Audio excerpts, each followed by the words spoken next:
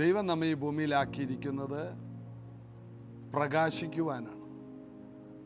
പ്രകാശത്തിൻ്റെ ജോലി മറ്റുള്ളവരുടെ ഇരുളുകളെ മാറ്റി കൊടുക്കുക. മറ്റുള്ളവർക്ക് ഒരു വഴിവിളക്കുണ്ടെങ്കിൽ, സ്ട്രീറ്റ് ലൈറ്റ് ഉണ്ടെങ്കിൽ സുഗമമായിട്ട് ആ വഴി കൂടി പോകാം.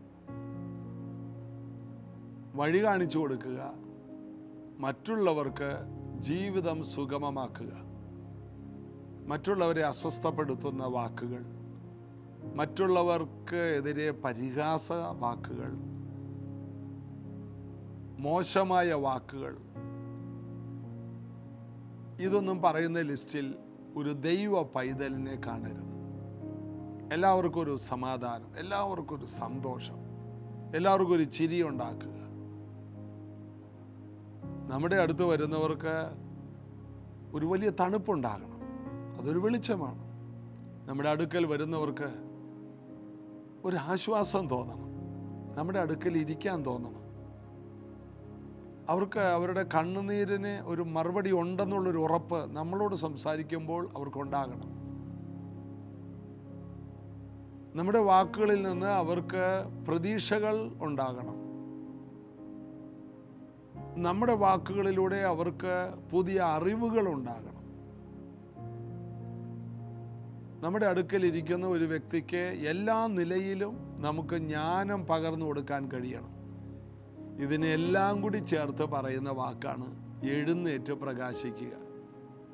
എഴുന്നേറ്റ് പ്രസംഗിക്കുന്നത് മാത്രമല്ല, ഇനി പ്രസംഗമാണെങ്കിൽ പോലും അതിനകത്ത് നിന്ന് ജനങ്ങൾക്ക് ജീവിതത്തിൽ മാറ്റം വരുത്താനുള്ള കാര്യങ്ങൾ, അഭിവൃദ്ധിക്കുള്ള കാര്യങ്ങൾ എല്ലാം ലഭിക്കണം. അങ്ങനൊരു വ്യക്തിയായി മാറാൻ ഈ പുതിയ വർഷത്തിൽ ദൈവത്തിൻ്റെ ബലം, ദൈവത്തിൻ്റെ കൃപ നമ്മുടെ മേലുണ്ട്. നമ്മളതിനെ ഒന്ന് ഉപയോഗിച്ചാൽ മതി. നമ്മുടെ മേൽ ഈ പ്രകാശമുണ്ട്. അതിനായിട്ട് ഈ ദിവസങ്ങളിൽ പ്രാർത്ഥിക്കുക. സ്വന്തം കഴിവുകൊണ്ട് സാധ്യമല്ല, എന്നാൽ പരിശുദ്ധാത്മാവ് നമ്മുടെ മേലുള്ളത് കൊണ്ട്, ദൈവത്തിൻ്റെ തേജസ് നമ്മുടെ മേലുള്ളത് കൊണ്ട് നമ്മെ ശക്തനാക്കുന്നതിന് മുഖാന്തരം നമുക്കത് ചെയ്യാൻ കഴിയും. അതിനായിട്ട് കർത്താവ് നമ്മെ ബലപ്പെടുത്തട്ടെ. ചേർന്ന് പാടി കർത്താവിന് മഹത്വം കൊടുക്കാം. तुझे छोड़े मैं चल पड़ा, ढूंढने घर हर जगह, खोज में मैं खो गया, खुद को पहचाना सका, रहमत के दरिया में डुबाया मुझे, उससे सरिया बनाकर चलाया मुझे, रहमत के दरिया में डुबाया मुझे, उससे सरिया बनाकर चलाया मुझे। पापा पापा बेटा मैं तेरा, पापा पापा बेटा मैं तेरा।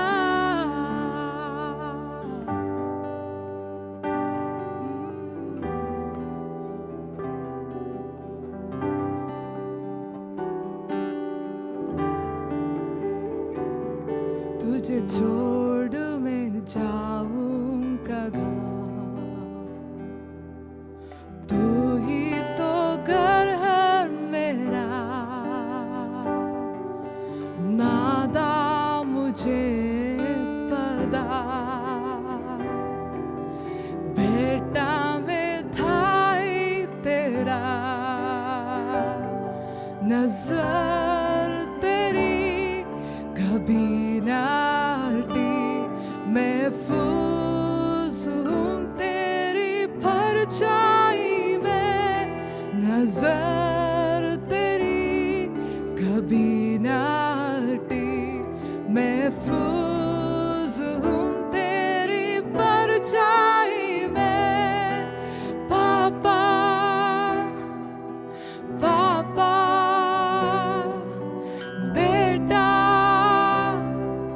मैं तेरा पापा, पापा बेटा, मैं तेरा, तेरी आंखों के पुतली हूँ पापा, मैं आंखों के पुतली हूँ पापा, तेरी आंखों के पुतली हूँ पापा, तेरी आंखों के पुतली हूँ पापा।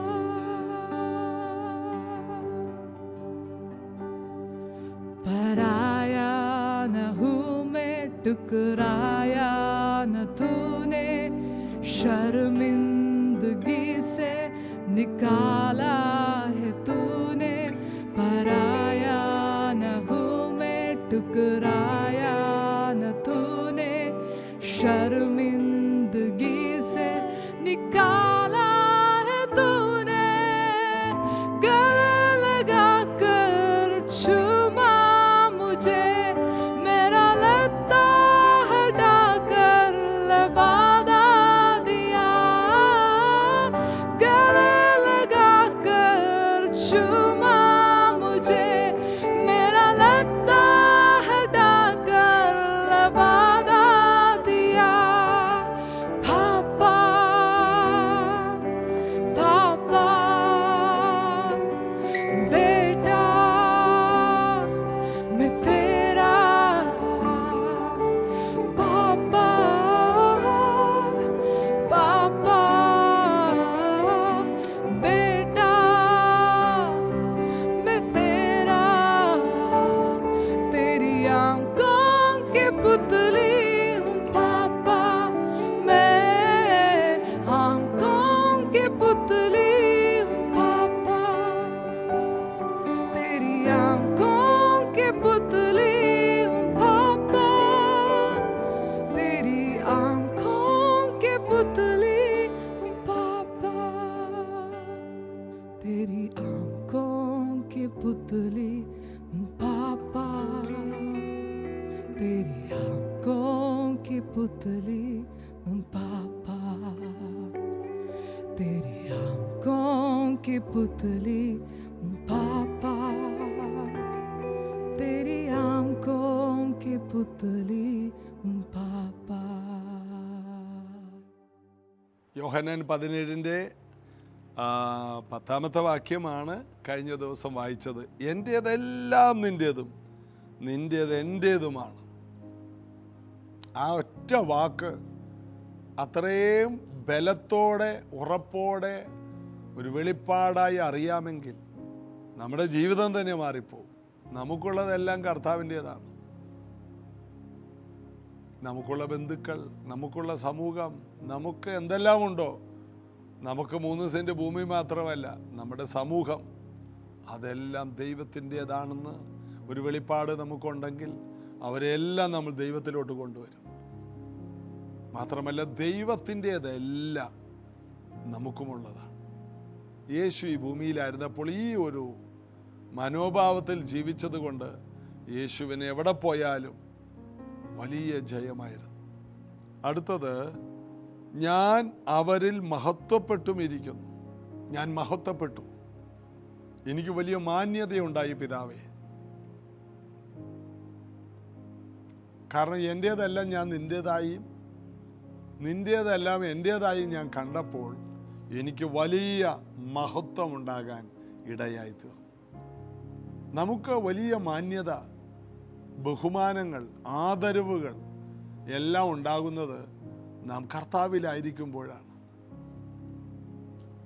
അതുകൊണ്ടാണ് നമ്മൾ വായിക്കുന്ന കർത്താവിൽ പ്രസിദ്ധനായ രൂഫോസിന് വന്ദനം ചൊല്ലുവിൻ. ആ കുടുംബത്തെ ദൈവം അങ്ങോട്ട് ആദരിച്ചു.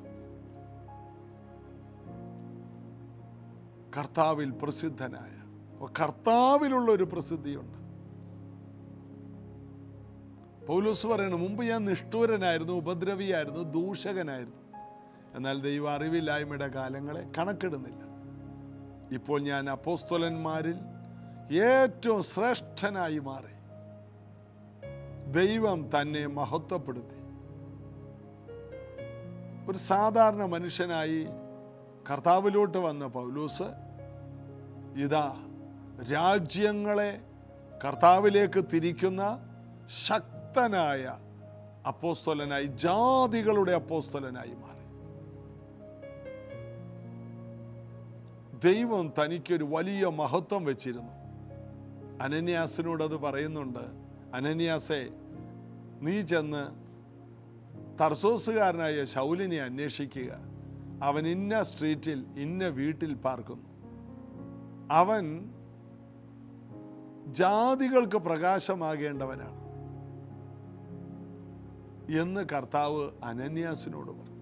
അനന്യാസ് ചെന്ന് സഹോദരാ ശൗലേ കാഴ്ച പ്രാപിക്കുക. വഴിയിൽ വെച്ച് നിനക്ക് പ്രത്യക്ഷനായ കർത്താവ് എന്നെ അയച്ചിരിക്കുന്നു. ഉടനെ അവൻ്റെ കണ്ണ് തുറന്നു. അവൻ പരിശുദ്ധാത്മാവിൽ നിറഞ്ഞു. അവനെ പിന്നീട് സ്നാനപ്പെടുത്തി. ദമസ്കോസിൽ അവൻ കുറച്ച് നാളുണ്ടായിരുന്നു.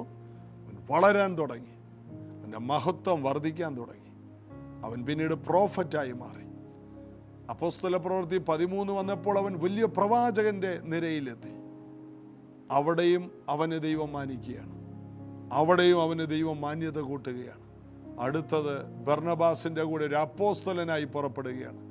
സഭകൾ സ്ഥാപിക്കുവാൻ, സഭകളെ ഉറപ്പിക്കുവാൻ, രാജ്യങ്ങളെ മാറ്റം വരുത്തുവാൻ അവനെ പറഞ്ഞു വിടുകയാണ്. എന്തൊരു ഭയങ്കരമായ രൂപാന്തരമാണ് പൗലോസിൻ്റെ ജീവിതത്തിലുണ്ടായത്. എത്ര ഭയങ്കര മാറ്റമാണ് പത്രോസിൻ്റെ ജീവിതത്തിലുണ്ടായത്. ഇതെല്ലാം ദൈവവചനമാണ് അതിന് കാരണമായത്. പരിശുദ്ധാത്മാവാണ് അതിന് കാരണമായത്. പത്രോസിൻ്റെ പൗലോസിൻ്റെ ജീവിതം വായിക്കുമ്പോൾ പത്രോസിൻ്റെ കൂടെ ഫുൾ ടൈം യേശു ഉണ്ടായെന്ന് പറയാം. പൗലോസിൻ്റെ കൂടെയോ ഉയർത്തെഴുന്നേറ്റ ക്രിസ്തു തന്നിലുണ്ടായിരുന്നു. അതായത് പത്രോസിൽ വ്യാപരിച്ച അതേ കർത്താവ് തന്നെ പൗലോസിലും വ്യാപരിച്ചു. എല്ലാറ്റിലും എല്ലാം പ്രവർത്തിക്കുന്ന ഒരേ ദൈവത്തിൻ്റെ ആത്മാവ്. അതുകൊണ്ട് ഇന്ന് നമ്മൾ യേശുവിനെ കാണുന്നില്ലെങ്കിലും, കണ്ണുകൊണ്ട് കാണാൻ കഴിയുന്നില്ലെങ്കിലും, അവൻ നമ്മോടുകൂടെ വ്യാപരിക്കുന്നുണ്ട്. ആ കർത്താവിൻ്റെ കൂടെ നിൽപ്പാൻ ദൈവം നമുക്ക് ബലം തരട്ടെ. ദൈവം മഹത്വപ്പെടുത്തുന്ന ദൈവമാണ്. മാന്യതകൾക്കായിട്ട് നമ്മെ വിളിച്ചതാണ്. നമ്മുടെ മേൽ ഒരു അപ്പോസ്തോലിക വിളിയുണ്ട്. നമ്മുടെ മേലൊരു പ്രവാചക വിളിയുണ്ട്. നമ്മുടെ മേലൊരു സുവിശേഷകൻ്റെ വിളിയുണ്ട്. ഒരു വലിയ സഭയുടെ ഇടയനായിരിക്കാനുള്ള വിളി നമ്മുടെ മേലുണ്ട്. നല്ലൊരു ടീച്ചറാകാനുള്ള വിളിയുണ്ട്. എങ്കിലും അതിലേക്ക് പലരും വരാറില്ല. അതൊരു മഹത്വമാണ്. എഫേസ്യർ 4:11 പറയുന്ന സഭയിൽ വെച്ചിരിക്കുന്ന ഈ ശുശ്രൂഷകൾ ദൈവം വച്ചിരിക്കുന്ന, ദൈവ മക്കൾക്ക് വെച്ചിരിക്കുന്ന പദവികളാണ്. അതിലേക്ക് നാം നടന്ന് കയറണം. വെളിപ്പാട് പുസ്തകത്തിൽ പറയുന്ന പോലെ ഇവിടെ കയറി വരിക.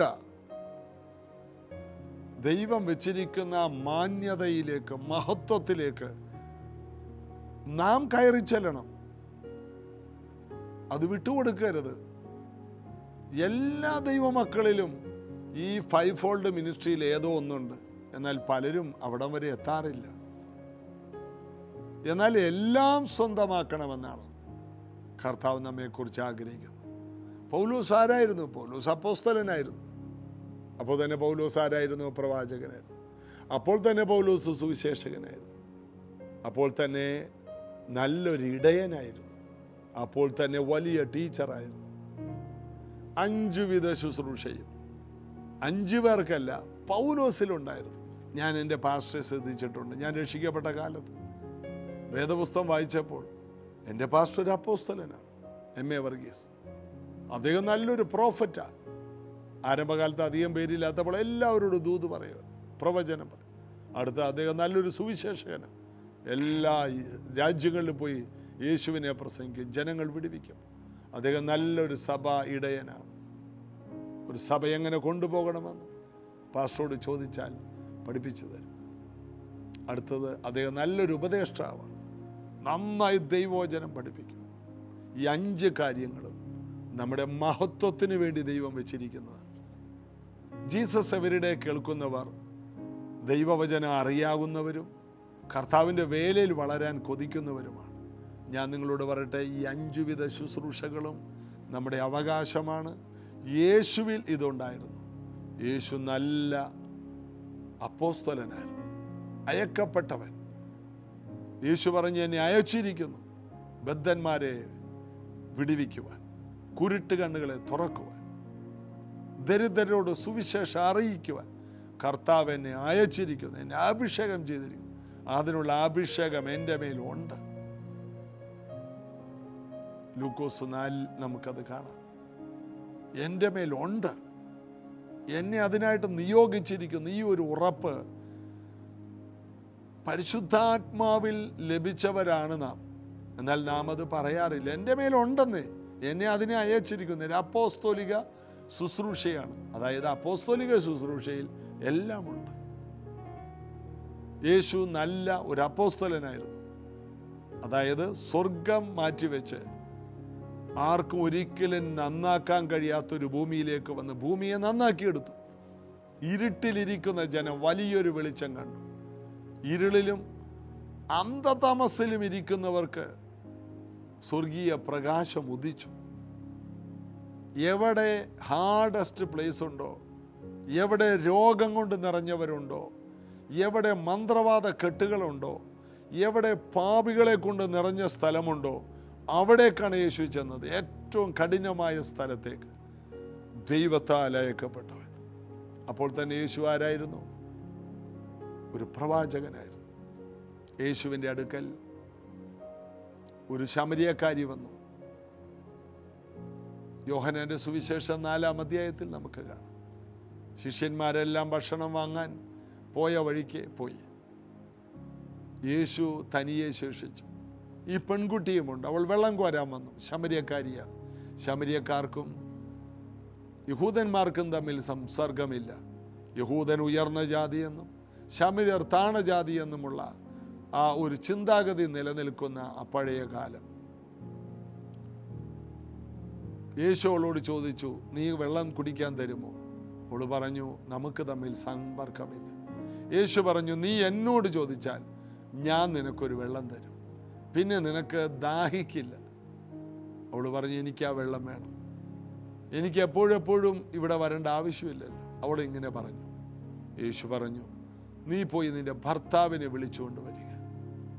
യേശുവിനറിയാം വിളിച്ചുകൊണ്ടുവരാൻ പറ്റിയ ഒരു ഭർത്താവ് അവൾക്കില്ല. അവൾ പറഞ്ഞു, എനിക്ക് ഭർത്താവില്ല. യേശു അവളെ ചൂണ്ടിയിട്ട് പറഞ്ഞു, 5 ഭർത്താക്കന്മാർ നിനക്കുണ്ടായിരുന്നു. നിന്റെ ജീവിതം നീണ്ട വർഷങ്ങളായി വലിയ തകർച്ചയിലാണ്. ഇപ്പോഴുള്ളതോ നിന്റെ ഭർത്താവല്ല. വിളിച്ചുകൊണ്ട് വരാൻ പറ്റിയ ഒരു ഭർത്താവില്ല. നിന്റെ ഒപ്പം നിൽക്കാൻ ആരുമില്ല. നിനക്കൊരു താങ്ങാകാനും തണലാകാനും ആരുമില്ല. നീ വലിയ തകർച്ചയിലാണ്. ആ ഒരു വിഷയം അവളെ മാറ്റിമറിച്ചു. അവൾ മശികായെ തിരിച്ചറിഞ്ഞു. അവൾക്ക് ആ ദൈവവചനം ഗ്രഹിക്കാൻ കഴിഞ്ഞു. അവൾ ആ പാത്രം അവിടെ വെച്ചിട്ട് ശമരിയെ ചെന്ന് ശമരിയ പട്ടണത്തെ അവൾ ഇളക്കി. ശമരിയയിലെ ഒരു സമൂഹത്തെ യേശുവിൻ്റെ അടുത്ത് കൊണ്ടുപോകും. ശമരിയക്കാർ വന്ന് യേശുവിനെ പൊക്കിക്കൊണ്ട് അങ്ങോട്ട് പോയി. 2-3 ദിവസം യേശുവോടെ പാർത്തു. ശമരിയക്കാർ പിന്നീട് പറഞ്ഞു, നീ പറഞ്ഞുകൊണ്ട് മാത്രമല്ല, ഞങ്ങൾ വാസ്തവമായിട്ടത് ഗ്രഹിച്ചിരിക്കുന്നു. ഒറ്റ പ്രവചനം, ഒരു പ്രവചനം, യേശുവിൻ്റെ ഒറ്റ വാക്ക്. മാത്രമല്ല, യേശുവിൻ്റെ പ്രോഫസിക്കകത്ത് ഡെലിവറൻസും ഉണ്ടായിരുന്നു. കടലിൽ ചെന്ന് ആദ്യം കിട്ടുന്ന മീനെ പിടിക്കുക, അതിൻ്റെ വായിൽ പത്രോസ് എനിക്കും നിനക്കുമുള്ള ടാക്സ് അടക്കാനുള്ള പൈസയുണ്ട്. ആ വാക്കിനകത്ത് വിടുതലുമുണ്ട്. വെറും പ്രോഫസിക്ക് മാത്രമല്ല, ഒരു ഡെലിവറൻസും ഉണ്ട്. അടുത്തത് യേശു സുവിശേഷകനായിരുന്നു. യോഹന്നാനെ തടവിലാക്കിയെന്ന് യേശു അറിഞ്ഞപ്പോൾ ഉടനെ ദൈവരാജ്യം സമീപിച്ചിരിക്കുന്നു, മാനസാന്തരപ്പെടുവേൻ, യേശു പ്രസംഗിക്കാൻ തുടങ്ങി. സ്നാപയോഹന്നാനും അത് തന്നെയാണ്, മാനസാന്തരം. യേശു അത് തന്നെയാണ് പ്രസംഗിച്ചത്, മാനസാന്തരപ്പെടും, മനസ്സിന് മാറ്റം വരുത്തുവേൻ. ആ പഴയ മനസ്സ് അതുകൊണ്ട് ഒരു പ്രയോജനമില്ല, പുതിയ മനസ്സ് കൊണ്ടുവരുവേൻ. എന്താണത്? ദൈവരാജ്യം നിങ്ങളുടെ മുമ്പിൽ വന്നിരിക്കുന്നു. നിങ്ങൾ ഇനി പഴയതുപോലെ ജീവിക്കണ്ട. ദൈവം മനുഷ്യൻ എന്ന ആ മനസ്സിൽ നിങ്ങൾ ജീവിക്കണ്ട. പിതാവ് പുത്രൻ എന്ന മനസ്സിലേക്ക് നിങ്ങൾ വരണം. സ്വർഗം എൻ്റേതാണെന്നുള്ളൊരു പുതിയ ചിന്തയിലേക്ക് വരണം. നിങ്ങളൊരു അനുഗ്രഹമാണെന്നുള്ളൊരു മനസ്സിലേക്ക് നിങ്ങൾ വരണം. അതാണ് മാനസാന്തരം. നന്നാകുന്നത് മാത്രമല്ല മാനസാന്തരം. പലരും ഇങ്ങനെ പറയും, എൻ്റെ ഭർത്താവ് ഒന്ന് മാനസാന്തരപ്പെടാൻ വേണ്ടി. എന്താ? കള്ളുകുടി നിർത്തിയോ? മാനസാന്തരപ്പെട്ടെന്നാണ് പറയുന്നത്. ആ കള്ളുകുടിയൊക്കെ നിർത്തി കേട്ടോ. വീട്ടിലിരിക്കുകയാണ്, ചർച്ചിലൊന്നും വരാറില്ല, ബൈബിളൊന്നും വായിക്കാറില്ല, പക്ഷെ ആള് മാനസാന്തരപ്പെട്ടു. കള്ളുകുടിയൊന്നുമില്ല. പ്രാർത്ഥിച്ചവർക്ക് നന്ദി. അതാണോ മാനസാന്തരം? മാനസാന്തരം എന്ന് പറയുന്നത് സ്വർഗത്തിൻ്റെ മനസ്സുണ്ടാകുക. ഭൂമിയിലെ മനസ്സ് മാറി. അതുകൊണ്ടാണ് പൗലോസ് പറയുന്നത്, ഭൂമിയിലുള്ളതല്ല ഉയരത്തിലുള്ളത് ചിന്തിക്കുക. ഉയരത്തിലുള്ളത് ചിന്തിക്കണമെങ്കിൽ ഉയർന്ന മനസ്സ് ലഭിച്ചത് കൊണ്ടല്ലേ, സ്വർഗീയ മനസ്സുണ്ടായത് കൊണ്ടല്ലേ. ഒരു പുതിയത്, എല്ലാം പുതുതാക്കുന്ന കർത്താവിലേക്ക് വരും. അപ്പോൾ യേശു സുവിശേഷത്തിന് വേണ്ടി നിന്നു. അടുത്തത്, യേശു നല്ല ഒരു ഇടയനായിരുന്നു. യേശു പറഞ്ഞു, ഞാൻ നല്ല ഇടയൻ, ആടുകൾക്ക് വേണ്ടി എൻ്റെ ജീവനെ തരും. ഏറ്റവും നല്ല ഇടയൻ, ശ്രേഷ്ഠ ഇടയൻ പത്രോസ് അപ്പോസ്തലൻ പറയും. അടുത്തത്, യേശു നല്ല ടീച്ചറായിരുന്നു. അതുകൊണ്ടാണ് നല്ല ഗുരുവേ. യേശുവിൻ്റെ വാക്കുകൾ എല്ലാം ജനങ്ങളെയും ദിവസങ്ങൾ മുമ്പിലിരുത്തി 3 ദിവസമൊക്കെ യേശുവിൻ്റെ വചനങ്ങൾ കേട്ടിട്ട് ആർക്കെങ്ങും പോകണ്ട. 3 ദിവസം ഭക്ഷണം കഴിക്കാതെ ഒറ്റ ഇരിപ്പിരുന്നവരാണ് യേശുവിൻ്റെ മുമ്പിൽ അവർ. ഒടുവിൽ യേശു 5 അപ്പം വർദ്ധിപ്പിച്ചു. നല്ല ഉപദേഷ്ടാവായിരുന്നു. യേശുവിൻ്റെ വചനം കേൾക്കുന്നവരാരും എഴുന്നേറ്റ് പോകത്തില്ല. നല്ല ടീച്ചിങ് ആയിരുന്നു. ഒരു സമൂഹം മൊത്തം യേശുവിൻ്റെ മുൻപിൽ കണ്ണിമയ്ക്കാതെ ഇരുന്നു. അപ്പോസ്തലൻ, പ്രവാചകൻ, സുവിശേഷകൻ, നല്ല ഇടയൻ, ടീച്ചർ എന്നീ നിലയിൽ യേശു ശോഭിച്ചെങ്കിൽ, ആ യേശു മഹത്വത്തിൻ്റെ പ്രത്യാശ യേശു നമ്മിൽ വന്നപ്പോൾ നമ്മിൽ ഇതുണ്ട്. അത് വിശ്വസിക്കണം, കർത്താവിൽ ആശ്രയിക്കണം. ദൈവം നാം മഹത്വപ്പെടുവാൻ, നാം മാന്യതയുള്ളവരാകാൻ, നാം ശ്രേഷ്ഠതയുള്ളവരാകുവാൻ. മോശയെ മിസ്രൈമിലുള്ളവർ മഹാനായി വിചാരിച്ചു എന്ന് വായിക്കും പോലെ നമ്മൾ പാർക്കുന്ന ദേശത്ത് നമുക്ക് മാന്യതയുണ്ടാകാൻ ദൈവം വെച്ചിരിക്കുന്ന വലിയ വലിയ പദവികളാണത്. അതിലേക്ക് വരുവാൻ യേശു നമ്മെ വിളിക്കുന്നു. യേശുവിനെ കൈക്കൊണ്ടവരുടെ അവകാശമാണ്. അത് വർഷങ്ങൾക്കപ്പുറം നടക്കേണ്ടതല്ല, വിശ്വസിക്കുന്നവരുടെ മേൽ വ്യാപരിക്കുന്നു. ആളവറ്റ ശക്തിയുടെ വലിപ്പം അത് നമ്മിലേക്ക് ഈ ശുശ്രൂഷയെ കൊണ്ടുവരും. പരിശുദ്ധാത്മാവ് വന്നു കഴിയുമ്പോൾ ഇതെല്ലാം നമ്മിൽ സംഭവിക്കും. അതിനായി നമ്മെ ഏൽപ്പിക്കാം, പ്രാർത്ഥിക്കാം. യേശുവിൻ്റെ നാമത്തിൽ ഈ വചനങ്ങൾ കേട്ട എല്ലാവരുടെ മേലും ഒരു അപ്പോസ്തോലിക അഭിഷേകം, ഒരു പ്രവാചക അഭിഷേകം, ഒരു സുവിശേഷകൻ്റെ അഭിഷേകം, ഒരു പാസ്റ്ററുടെ അഭിഷേകം, ഒരു ടീച്ചറുടെ അഭിഷേകം ഈ ജനത്തിൻ്റെ മേൽ വരണമേ. ഇവരുടെ മേലുള്ള മാന്യതകൾ, മഹത്വം, അസ്വർഗീയ മഹത്വം ദേശമൊന്ന് അറിയത്തക്ക രീതിയിൽ ഇവർ പാർക്കുന്ന ദേശത്ത് ഇവർ മുഖാന്തരം അസാധാരണമായ ദൈവപ്രവർത്തികൾ ഉണ്ടാകണം. ഈ വീടുകൾ അത്ഭുത വീടുകളാകണം.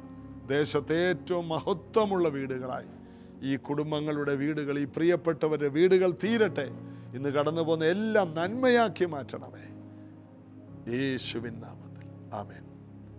കർത്താവിൻ്റെ കരം നമ്മോടുകൂടി ഇരിക്കും. നാളെ ഇതേ സമയത്ത് കാണാം. God bless you.